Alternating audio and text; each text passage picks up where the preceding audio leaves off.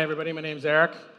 I'm going to be both the fluffer and the main presenter at the same time. So we're going to do a little exercise here.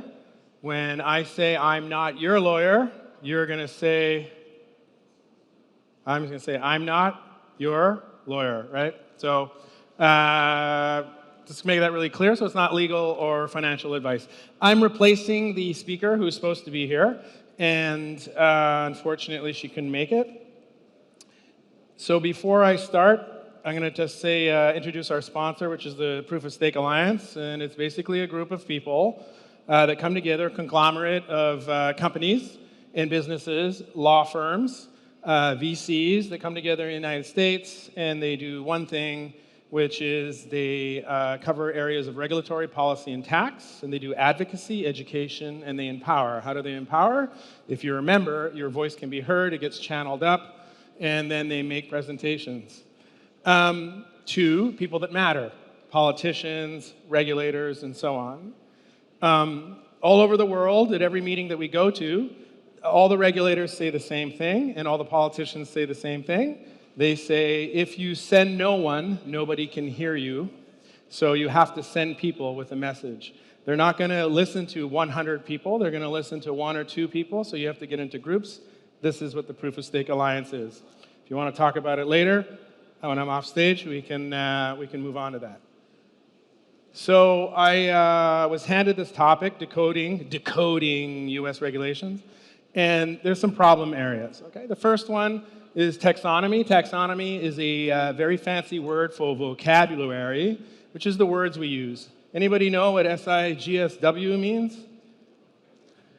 Self-inflicted gunshot wound, right? So the things we say and how we say them matter, right? Certain words, like you will deposit and then you will earn yield on your deposit, creates very interesting things in the traditional world.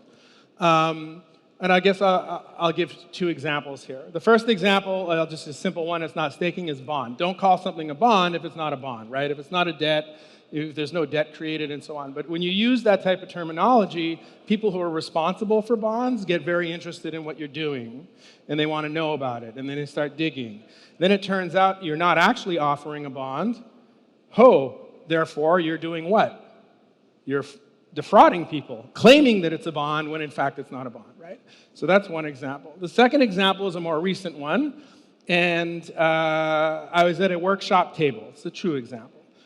There's 5 people around the table. To my right was an enforcement officer from a regulatory body. To my left was a prosecutor for a criminal case, and there was 2 other lawyers in front of me. And in the middle of the table was a napkin, and we had a computer science expert come and explain account abstraction. During the explanation, the computer science engineer used the word, I wrote it down on my paper, smart contract 13 times while they were explaining what this was. Right after that, 4 different times, the regulatory enforcement officer interrupted him, pointed at the napkin, and yelled, there's custody there, there's custody there, there's custody there. On the 4th time, I stopped it, and I said, hey, how about we have this conversation again from the top? I said, never use the word smart contract. If you have to, use the word script. He gave the exact same explanation. He only used the word script 3 times, communicated the exact same message. I looked at the enforcement officer. I said, is there custody there? And he smiled, and his conviction went way down, right?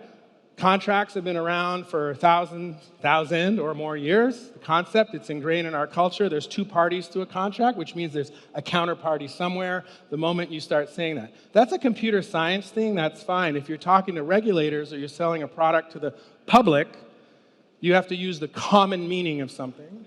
And if you use the common meaning, you're going to attract attention. So that's taxonomy. The Yellow Ape Pump Investor Advisor, by now you all know what this is. This is the token go up, flavor, right? People on tweets and posts and Discord, you need to get in. That's a problem surface. Indirect participation in staking. So you can true stake, like you can just take 32 ETH or whatever chain you're on, do it yourself. Or there's an indirect method which has a spectrum of activity. And some of those activities, for example, in the Kraken case in the United States, right? You could give Kraken your ETH. They didn't tell you what they were doing with it. They just told you would get 21% back. So I know I'm talking to a crowd of people that understands how staking works, and there's probably something else going on besides staking if you're going to get 21% back. And so any type of indirect participation attracts the interest of regulators because they want to know who is controlling it, what's happening, does everybody know what's going on. False staking, which is the co-opting of the term, right? When there's no validation going on whatsoever, it's just called staking. It's really lending and borrowing. Not defining participating and educating, right? So there's nobody, like your own documentation and your own explanations matter. And if you sit around waiting for somebody else to make those explanations, guess what? They're going to be made by like an authority who's not a staking authority or not a technical expert. So you need to be, so there's not enough of that. And then at the bottom here is not trying to achieve parallel policy objectives, right? So most of these rules and laws have policy objectives. Protection of the public, consumer protection, source of funds, anti-money laundering, right? Token tracing, for example, is a way of knowing where your funds come from. So there are policy objectives, and the policy objectives don't change, the methods change. If we don't provide alternatives, they will simply take the ones that already exist and say, you're going to have to do this because that's the only way I know how to do it. So those are problem areas. Here's a sample.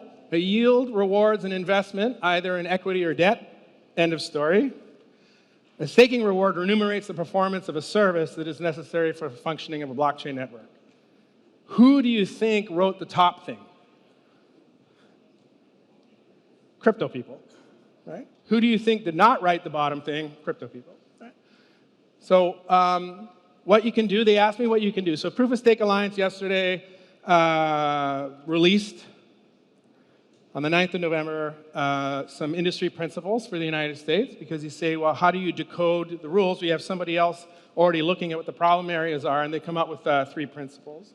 And so the 3 principles I'm going to leave you with that you can mitigate or try to limit your exposure to some of these problem areas. And the first one is users have all the information necessary to make informed decisions, right? So, by the way, regulators only care about retail people. They don't care about professional investors or institutions, right? They're presumed to be knowledgeable. They care about retired people who have a limited amount of funds left, who get induced into parting with their money. So be clear about the services being provided and disclose all relevant information to stakers. APR, APY, how is that calculated? Is it rearward looking? Because if I'm not that sophisticated and it says annual percentage rate, I might think it's based on an annual calculation, when in fact it might be backwards looking for 7 days or something, okay? How are the fees paid, right? Use accurate terminology and refrain from investment advice, right? Investment advice is saying something is risk-free, has lower risk, right? Suggesting that this is a better investment than the other one, comparing to tokens when one of them is yours, comparing to protocols when one of them is yours, right?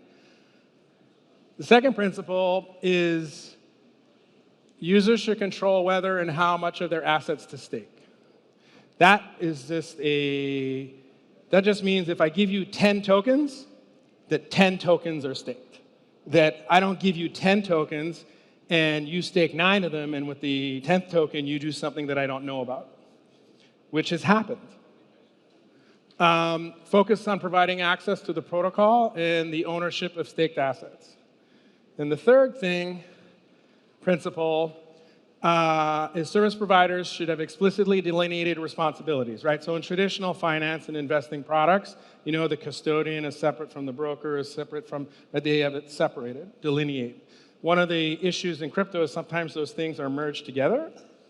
So the third principle is do not manage or control liquidity for users. Do not provide guarantees on the amount of rewards earned. That's a promise. It's a very forward-looking promise, inducing you. You will get a guaranteed fixed reward of some type. And that's it. So the Proof of Stake Alliance, those are the three principles. I've got 10 minutes on the nose here. That's the website. What else are they doing? It's my last slide. So they do education on proof of stake. So you get on calls, there's 25 lawyers, another 25 project people, and we all talk about a particular topic and we figure out what's the next thing. So education of proof of stake, they take it to lawmakers, policymakers, explain with hand puppets how it works. Staking industry principles, I just read you that, you can go check them out. Base layer neutrality, they do a lot of work on that. They do a lot of work on liquid staking, put out white papers, legal papers, and so on.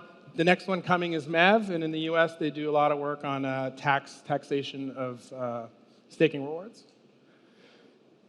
That is the director. She couldn't be here today, and that's it.